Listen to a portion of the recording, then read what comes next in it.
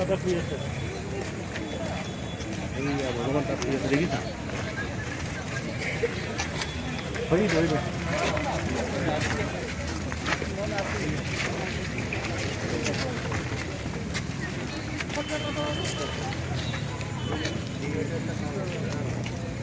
ওচৰৰ খাই থাকিব